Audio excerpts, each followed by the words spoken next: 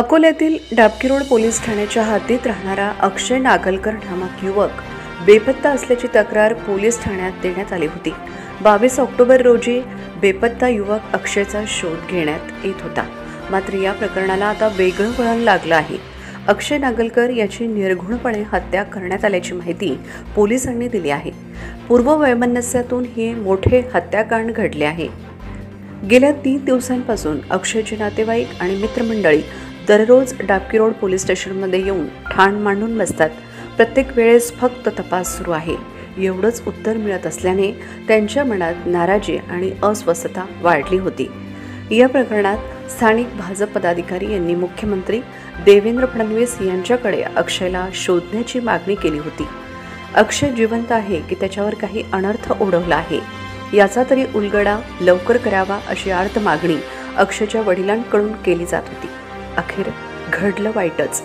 अक्षय नागलकर याची त्याच्या मित्रांनीच हत्या केल्याचं धक्कादायक कारण समोर आलं आहे। एकूण 8 जणांनी अक्षयची हत्या केली तर पोलिसांनी यापैकी 4 जणांना बेड्या ठोकल्या आहेत। हत्येचं कारण पोलिसांनी जुना वाद सांगितला आहे। दिनांक 23/10/2025 रोजी डाबकीरोड पोलीस स्टेशन येथे अक्षय नागलकर यांची मिसिंग तक्रार दाखल करण्यात आली।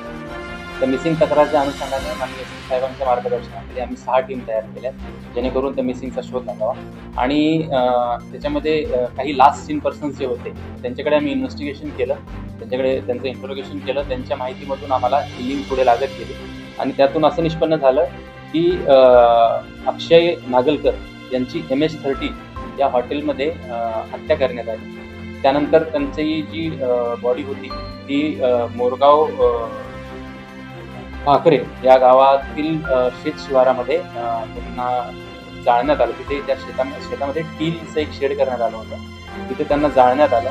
जाळल्यानंतर तिथे पुरावा उरू नये म्हणून जे उरलेलं राख वगैरे होती ती तिथून आरोपींनी डिस्पोज केली आणि त्या शेडला टीनच्या शेडला आतमधून धुवून त्याला कलरिंग केलेली आहे जेणेकरून कुठलाही पुरावा त्या ठिकाणी दिसू नये।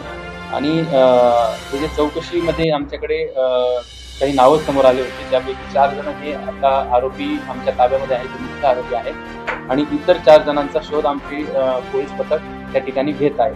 यामध्ये 3 दिवसापासून पोलिसांनी देखील अतिशय मेहनत घेतलेली आहे। कुठलाही याच्यामध्ये टेक्निकल पुरावा नसताना ह्युमन इंटेलिजन्सच्या बेसिसवर आपण अकोला पोलिसांनी या मिसिंगमधून एक गंभीर असा गुन्हा हा निष्पन्न केला आहे।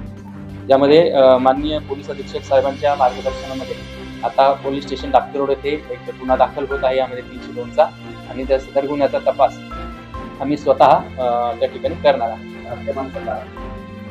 त्या हत्येमध्ये त्यांचे वैयक्तिक काही वाद होते पूर्वीचे, त्याच्यामध्ये रायव्हलरी आपण म्हणू शकतो आणि थोडेसे त्यांच्यामधले मिसअंडरस्टँडिंग गैरसमज आणि त्यातून तयार झालेले ते आपसी वाद यातून ते सदरची हत्या झालेली आहे। याच्यामध्ये एकूण 8 आरोपी आहेत। चंद्रकांत बोरकर, ब्रह्मा भाकरे, रोहित पराते, कृष्णा भाकरे, आशू वानखेडे, शिवा माळी, आकाश शिंदे आणि अमोल नाळे।